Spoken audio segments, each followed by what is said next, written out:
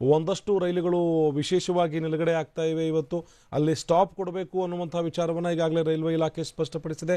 ಯಾವೆಲ್ಲ ರೈಲುಗಳು ನಿಲ್ಲುತ್ತೆ, ಬರ್ತಾ ಇರುವಂಥ ಭಕ್ತರ ಸಂಖ್ಯೆ ಯಾವ ರೀತಿಯಾಗಿದೆ ಅನ್ನೋದ್ರ ಬಗ್ಗೆ ನಮ್ಮ ಪ್ರತಿನಿಧಿ ಸುನಿಲ್ ನೇರ ಸಂಪರ್ಕದಲ್ಲಿ ಜಾಯ್ನ್ ಆಗಿ ಮತ್ತಷ್ಟು ಮಾಹಿತಿಯನ್ನು ಕೊಡ್ತಾರೆ. ಸುನಿಲ್, ಒಂದಷ್ಟು ರೈಲುಗಳು ಅಲ್ಲಿ ಸ್ಟಾಪ್ ಆಗ್ತವೆ, ಎಕ್ಸ್ಪ್ರೆಸ್ ರೈಲುಗಳು ಕೂಡ ಇವತ್ತು ಕ್ಯಾತ್ಸಂದ್ರದ ರೈಲ್ವೆ ನಿಲ್ದಾಣದಲ್ಲಿ ನಿಲ್ಲುತ್ತವೆ. ಬರ್ತಾ ಇರುವಂತಹ ಭಕ್ತರ ಪ್ರಮಾಣ ಎಷ್ಟರ ಮಟ್ಟಿಗಿದೆ ಅಲ್ಲಿ ಸುನಿಲ್ ರೈಲ್ವೆ ನಿಲ್ದಾಣದಲ್ಲಿ?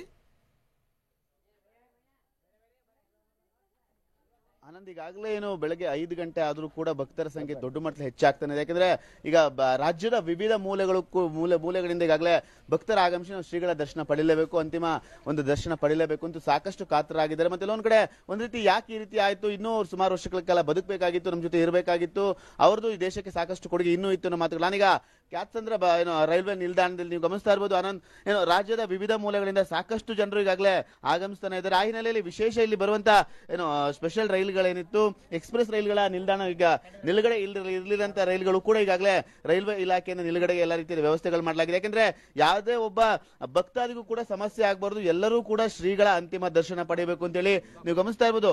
ಬರೇ ಈ ಬೆಂಗಳೂರು ಸುತ್ತಮುತ್ತ ಆತರ ಅಲ್ಲ, ರಾಜ್ಯದ ವಿವಿಧ ಮೂಲೆಗಳಿಂದಲೂ ಕೂಡ ಭಕ್ತಾದಿಗಳು ಸಾಕಷ್ಟು ಮಟ್ಟದಲ್ಲಿ ಹರಿದು ಬರ್ತಾ ಇದ್ದಾರೆ. ಇಲ್ಲಿರುವಂತಹ ಭಕ್ತಾದಿಗಳನ್ನು ನಾನು ಮಾತಾಡಿಸ್ತಾ ಹೋಗ್ತೀನಿ. ಯಾಕಂದ್ರೆ ಈಗಾಗಲೇ ಎಲ್ಲಾ ರೀತಿಯಾದ ಸಿದ್ಧತೆಗಳನ್ನು ಕೂಡ ಪೊಲೀಸರು ಮಾಡ್ಕೊಂಡಿದ್ದಾರೆ. ಮತ್ತೆ ಬಂದಂತ ಭಕ್ತಾದಿಗಳು ಯಾವುದೇ ರೀತಿಯಾಗಿ ತೊಂದರೆ ಆಗಬಾರ್ದು ಅನ್ನೋ ವಿಚಾರವಾಗಿ ಕೆಲ ಬಸ್ಗಳ ವ್ಯವಸ್ಥೆ ಇಲ್ಲಿಂದಲೂ ಕೂಡ ಮಾಡಿದ್ದಾರೆ. ನಾನು ಅವರೆಲ್ಲ ಭಕ್ತಾದಿಗಳನ್ನ ಮಾತಾಡಿಸ್ತಾ ಹೋಗ್ತೀನಿ.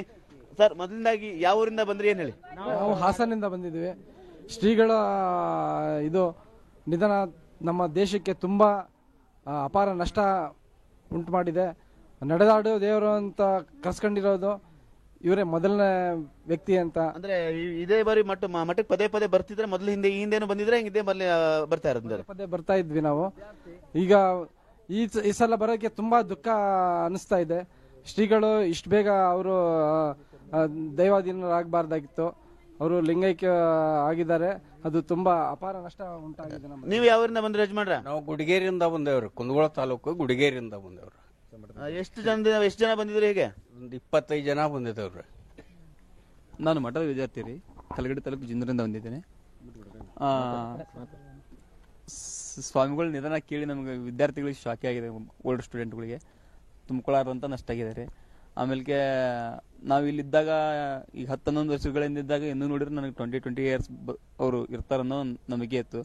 ಸಡನ್ಲಿ 2 ತಿಂಗಳಿಂದ ನಾವು ಈ ನ್ಯೂಸ್ ಕೇಳಿ ನಮಗೆ ಒಂಥರ ಸ್ಟೂಡೆಂಟ್. ಈಗ ಮಠದ ವಿದ್ಯಾರ್ಥಿ ಅಂತ ಹೇಳ್ತೀರಿ, ಯಾವ ಒಂದು ಮಠದಲ್ಲಿ ಇದ್ದಂತ ಸಂದರ್ಭದಲ್ಲಿ ಹೇಗಿತ್ತು ಅವರ ನಿಮ್ಮ ಎಲ್ಲರೂ ಒಡನಾಟ? ಹೇಗಂದ್ರೆ ವಿದ್ಯಾರ್ಥಿಗಳ ಜೊತೆ ಅವರ ಒಡನಾಟ ಯಾವ ರೀತಿ ಇತ್ತು ಅಂತ ಹೇಳಿ? ಒಡನಾಟ ಅಂತಂದ್ರೆ ಈವ್ನಿಂಗ್ ಟೈಮ್ ಸಾಯಂಕಾಲ ಡೈಲಿ ನಾವು ಪ್ರೇಯರ್ ಹೋದಾಗ ಅವ್ರ ಕಾಲ್ಸ ಮಾಡಿಬಿಡ್ತಿದ್ವಿ. ಪ್ರೇಯರ್ ಹೋದಾಗ ಅವ್ರು ಪ್ರವಚನ ಹೇಳ್ತಿದ್ರು. ಅದೆಲ್ಲ ನಮಗೀಗೂ ಇಂಪ್ರೆಸಿಬಲ್ ಆಗಿದೆ.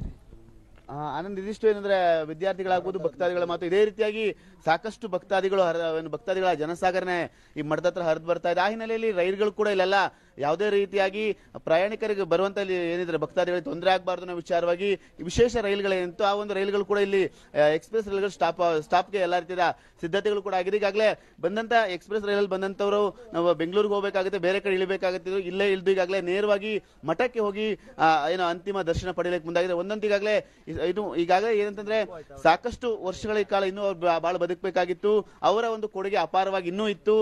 ಈ ರೀತಿಯಾಗಿ ನಾವು ಈ ಒಂದು ನಿಧನದ ವಾರ್ತೆ ಕೇಳಿ ಸಾಕಷ್ಟು ನೋವಾಗಿದೆ. ಮತ್ತೆ ರಾಜ್ಯಕ್ಕಲ್ಲ ದೇಶಕ್ಕೆ ಒಂದು ರೀತಿಯಾಗಿ ತುಂಬಲಾಗದ ನಷ್ಟವಾಗಿದೆ ಅಂತ ಹೇಳಿ ಎಲ್ಲಾ ಭಕ್ತಾದಿಗಳ ಕೂಗು. ಆನಂದ್, ಧನ್ಯವಾದ ಸುನಿಲ್ ಮಾಹಿತಿಗಾಗಿ.